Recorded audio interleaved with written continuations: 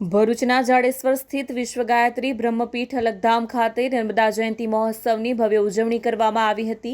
સવારથી જ હજારોની સંખ્યામાં ભાવિક ભક્તો અને સાધુ સંતોએ નર્મદા સ્નાન કરી મા નર્મદાની પૂજન અર્ચન વિધિ કરી હતી।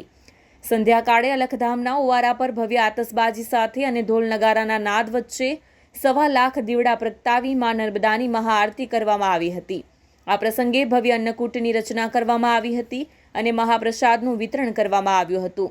કાર્યક્રમમાં વિશ્વ ગાયત્રી મંદિરના સંચાલક મહંત માતાશ્રી 1008 મહામંડલેશ્વર સત્યાનંદ ગિરિજી માતાજી અને મહંત માતાશ્રી 1008 મહામંડલેશ્વર શિવાનંદ મહંતગીરી માતાજી સહિત અનેક સંતો મહંતોની વિશેષ ઉપસ્થિતિ રહી હતી।